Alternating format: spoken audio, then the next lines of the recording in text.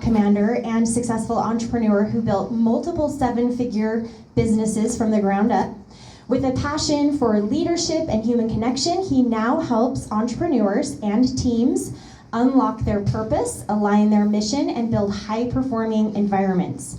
Known for his powerful storytelling and real-world strategies, Sean delivers unforgettable talks that blend humor, heart, and hard-earned wisdom. For us, he's called Sean, but in the military, his nickname is Bulldog.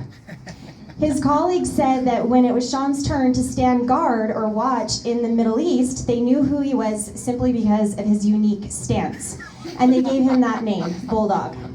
So, when we welcome him up here, you'll notice his unique style. He's tough and he's a protector, but he's also gentle and kind, and he has the most contagious laugh.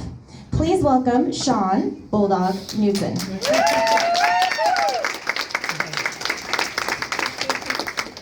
Thank you, Courtney. Down, okay. I did not tell you that part of my bio, so I'm impressed that you got that. Who wants to sell houses? Raise your hand. Some of those houses that were up, if I was interested, who would I talk to?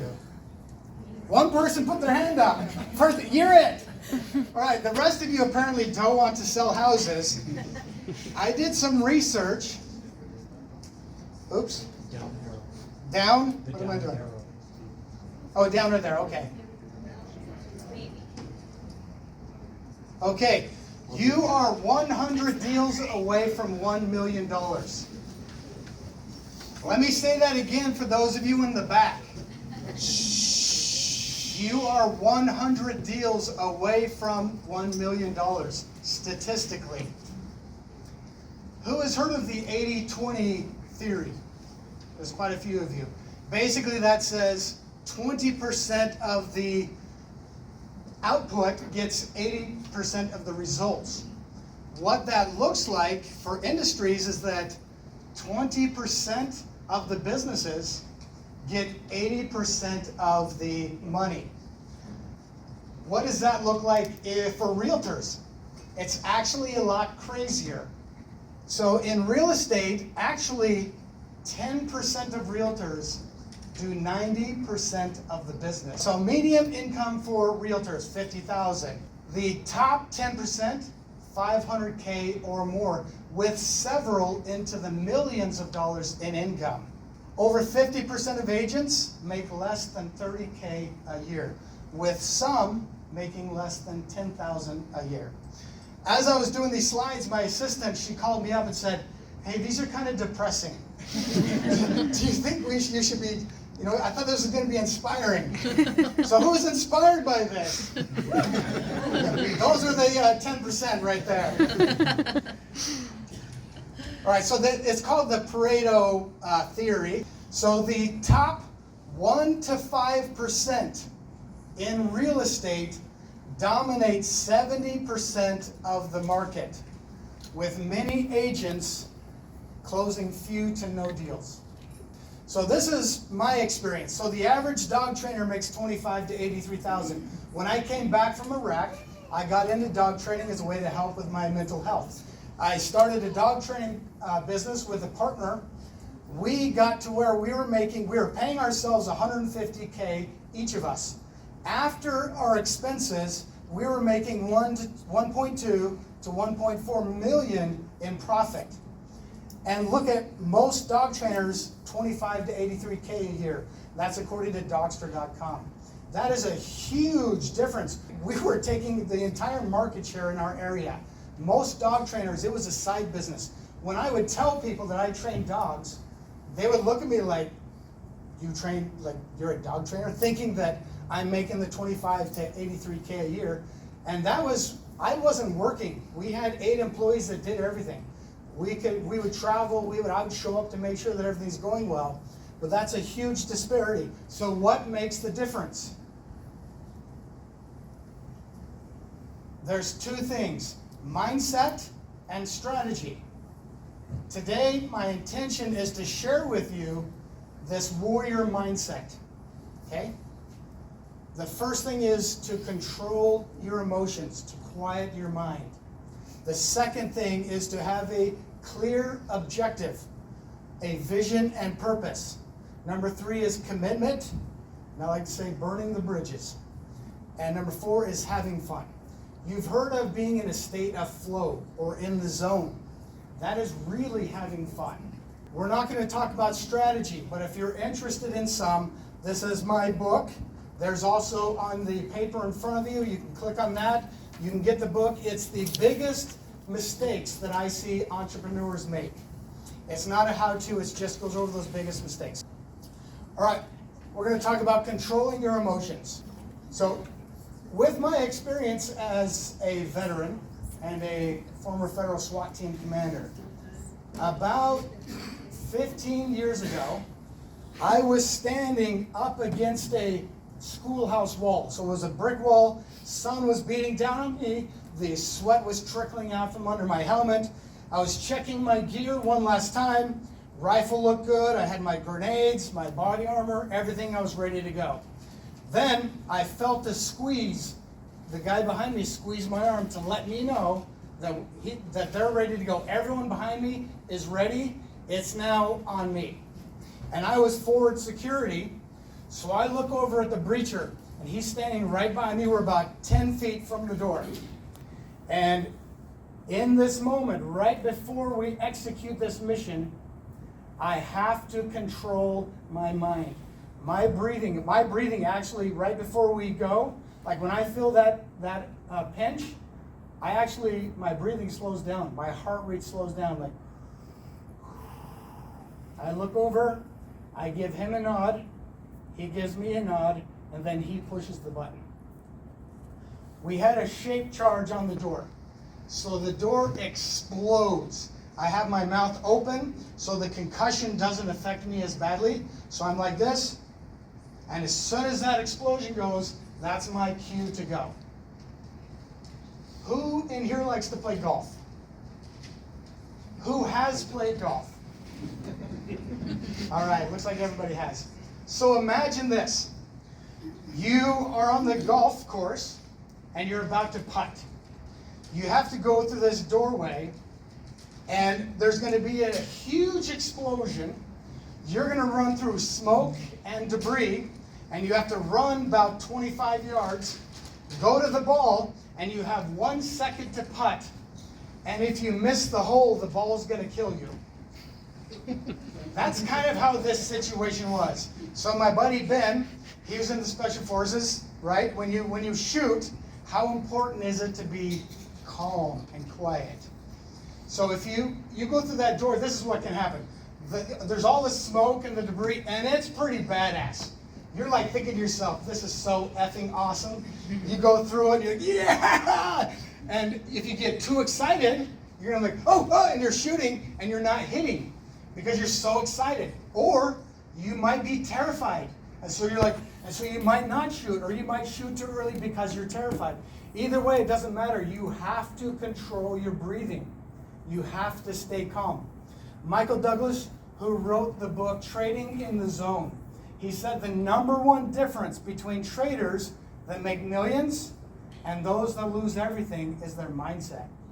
And he talked about that moment that you're doing a trade, whether it's 25,000 or 25 million. When you go to hit that button, your breathing should be calm, you should be relaxed, and it doesn't matter what happens. You've done everything to prepare, you've done the research, and you're going to trust that whatever happens, happens, and that's okay. It's just data. You're going to make a better decision. If you push that button and all of a sudden your trade does really good, you're likely to make bad decisions in the future because you're going to be so excited. Let's do it again. Let's do it again. If it goes badly and you don't control your mind and your emotions, you're going to make bad decisions because you're going to miss opportunities. So think about this in your sales. When you close a deal, when you go to talk to somebody, is your heart racing? Are you nervous? Are you thinking, please buy the house? Or are you able to stay relaxed and calm? Like it doesn't matter. And you're able to just operate. Your mind is thinking quickly. Your body, you're in that zone. You're relaxed. So think about that when you were closing deals. Once I went through this smoke and the debris, by this time in my career, I was relaxed enough that my breathing was smooth. I was just a cool cucumber. Went in there, we start clearing all the rooms. Everybody's yelling, room clear, short room, letting everybody know where they're at. We get to this opening, it's a courtyard. And as soon as, and I'm forward security, so I'm the first guy. I walk, and all of a sudden, I felt 2 bullets come past me. They went right here. So close, I could feel them. And it was like time slowed down. Like everything just went into slow motion. And my heart didn't start racing, my mind didn't overthink. I turned and I saw a girl, blonde girl in a ponytail. She was behind this couch, head peeking over, and she had just shot. And instantly, just as relaxed as could be, I put 2 bullets right between her eyes. Just instant, didn't even think. Had I not controlled my emotions, there's no way that I could have made that shot. So in your life and in your business, think about how can you control your mind and your emotions. Do you have a mindfulness practice? Do you do some meditation, breath work, play golf, go shoot guns? Whatever that is for you, have a practice so that you can operate at that highest level with your mind and your emotions. The second principle is having a clear objective. When we go to that schoolhouse, when we went to that schoolhouse, we weren't like, hey, let's go search it. Let's go see what we can find. Let's go whatever. We were going in there for 2 things. We were going to kill every person that attacked us, and we were going to capture everyone else. We didn't know who the good guys and the bad guys were, so every person we came across, they were going to be cuffed, and then we stuffed them outside so that our apprehension team could pick them up. That was it. There was no question about what we were going to do. It was very clear. In your business, what do you want to do? How many homes are you going to sell this year? Are you just going to be a realtor? Are you just going to sell homes? My invitation to you is to get clear. Do you want to be part of that 10%? Make a decision. How many homes am I going to sell this year? Write that down. Put it somewhere you can see it. Come up with a plan and sell that many homes. Who in here has sold a house before? Most of the room has sold a house. If you have sold 1 house, you can sell 100 houses. It's coming up with the mindset and the strategy to duplicate that. So get very clear about that. All right, commitment is my favorite one. This, when I talk to new clients, the most important question is, what is your level of commitment? And I usually give them a 1 to 10, 10 being the most committed. Everything can be overcome with commitment. I used to get in a lot of fights when I was younger. Grew up in a very violent childhood, nothing to do with this, but I used to get in a lot of fights with big guys. And I did really well because I was very committed. I didn't care I was ready to fight to the death. I didn't care if it was me or them to die. But because of that commitment, I did really well in fights. This helped me out in the military. And some of these engagements where we're having these operations. I have always been very committed. What is your level of commitment? I want to share something with you in this. As we were clearing this house, the school, I went into this room, and there was one of the bad guys was in there. He ran out of ammo, so me and my buddy ran in to go clear the room. He jumped back in this storage closet, and there wasn't much room. And so I go in there. He dropped his gun because he's out of ammo, and he starts walking towards me. My buddy can't get around me, and because of the rules of engagement for this operation, I couldn't just kill him.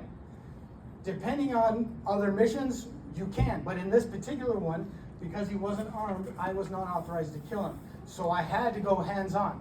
One of the things that I do for the military, was a hand-to-hand combat instructor. So I love to get down to the hands. And so he dropped it, and he just started walking towards me. And so I, dropped my weapon and said, let's fucking go. And so I went, and we just hit each other. And I grabbed his leg, so a double leg takedown, and I smash him down to the ground. And I jump onto it, give him a few hits to calm him down. Then my buddy gets on him. Is it being recorded? Just kidding. This is military. It's fine. It doesn't count. But but it's the commitment. Like this guy, Tim, go ahead and stand up. I know you. So this guy was about Tim's height. So I'm not a fighter. Yeah. Thanks. He's a lover. But in that moment, I was 100% committed that he was not going to get past me. I was going to take him down. I was going to get him in cuffs. In your business, what is your level of commitment? The reason I ask that question to my clients is that the things that I'm going to ask them do are not the easy things to do. They're going to be the things that scare them. In the book that I shared with you, one of the big things I see is that entrepreneurs, we find ways to stay busy all day. And we avoid those things that are scaring us. That one phone call, that one meeting, or doing that thing that you should do, but you're afraid to do it, so we find ways to stay busy. I help my clients to figure out what are those things, those critical drivers that are going to really push your business to the next level, and how do you get that commitment to go do it. Think about your business. What's something that you should be doing this week that you're avoiding? What I tell my clients, put it on the schedule. If it's a phone call, don't think about what you're going to say. You know how to talk. Everyone in this room knows how to talk, and you know how to talk about your subject, your business. So I encourage them to put in their calendar at 10:15, I'm going to pick up my phone and dial this number. That's it. Don't think about the conversation. Don't think about how important it is. Just pick up the phone and dial. That's the action that you're going to take. If you knew that your business was going to make you $1 million in profit this year, how much attention would you give to it? How committed would you be? How focused would you be on your business? So if you think about working with the end in mind, if you think about that $1 million, that is my goal, $1 million. 100 houses sold. Begin with that end in mind and backwards plan.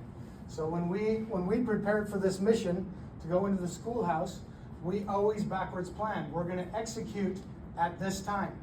That's our plan, and that can change. But then, okay, what from now till then, what needs to happen to be ready to execute? So to sell 100 homes, what needs to happen? What's the mindset? What's the strategies? Figure that out. Figure out exactly what you want to do, and what your level of commitment is. All right, last thing, have fun. Fun it's passion. Do you love what you do? Why did you get into what you do? I see this all the time and I've done this myself, where I started a job that I loved it. Then I turned it into a business, and all of a sudden, that dog training business. When I first started training dogs, I loved it. By the time I got to the point that we were making all that money, I was so tired of dog training. I was like, if I have to go pick up dog shit one more time. And yet, I used to joke with my kids when I'd walk in and it smells like, dog crap, like, smells like money. But yet, I didn't want to go pick up the dog crap. I didn't want to go train the dogs because I was losing that passion. So if you are in that place What is causing that? What's going on in your life? Sometimes it's that maybe you don't need to quit. Maybe you need to pivot. Maybe there's something in your life that is holding you back, that's blocking you from having that passion that you used to have or that you want to have. There's a paper in front of you. If you find yourself in that situation, I am offering, I think we have 10 slots in the next 2 weeks. 10 people can do a free session with me, and we talk specifically about your vision and purpose and your passion, and find out where you are now, where you want to go, and what your next step is to get there. If you're interested, fill it out. You can give to us or leave it on the table. We will pick it up. If you read about the zone, people talk about being in the zone. People talk about being in flow. You look at all the characteristics. There's books that have been written about it. And if you look at all those characteristics, they're pretty much all covered by having fun. If you are having fun, you are in flow. One of the coaches I worked with, he worked with NBA, NFL, all these super athletes. He's worked with presidents. But it was interesting talking to him. He would work with these NBA players. And he says, we think they have it all. He's like, they're making millions of dollars playing a game. Like, how much better can life be?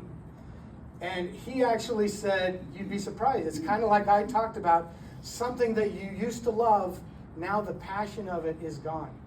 And he said they get so stressed if they start doing poorly in a game. They're like, oh no, they're going to cut me. They're not going to re-sign me next year. What am I going to do? My life is over. And he talks to him and he says, hey, first of all, you live in a $20 million home. You have a beautiful life, great kids. Your life is not over. But to them, they feel like their life is. And this is what he does with every one of them. This guy, he's insane. He gets hired by, he'll get hired by the NFL, an NFL team to go to the Super Bowl. They'll pay him $250,000 to watch the game in case they need him to come down for the halftime and talk to the team before they go out. If they're losing, they may call him and say, hey, we need you to get down here. And he takes them through a meditation. Like these, he said specifically with these basketball players. He has them quiet their mind, remember when they were kids playing out in the street, and they had the hoop with no net, and they were just having fun. So he takes them back to this moment when nothing else mattered, nothing else existed except the love of the game. And then he brings that back to them so they go out and play like they're playing basketball and having fun. Now this girl that I told you about, this exercise in the schoolhouse, fortunately this was a training exercise. It was not a real scenario. The girl that I shot, she thought that, she's like, oh, I got these guys. I'm in a perfect position. She was actually a secretary. It was actually a bunch of special forces guys that we were fighting. And they asked her, hey, do you want to do this? She said, yeah, I'd love to. So she thought, oh, I'm in a perfect position. She was shocked at the overwhelming response. And there was 2 marks right over her eyes on her face mask. And she just sat down and was like, whoa, I couldn't believe it. But the reality is, she had no chance. And the reason is she was not going up against 9 men. Even though we had trained for this, she was going against 9 boys that grew up playing with sticks and watching G.I. Joe and Rambo and dreaming of becoming warriors. And this moment, everything we had ever done in our life led to this moment where we were able to go in and do what we'd always dreamed of doing. What are you dreaming of doing in your business with your life? Think about these principles and remember, you are 100 deals away from $1 million. That's 8.3 houses a month. Thank you.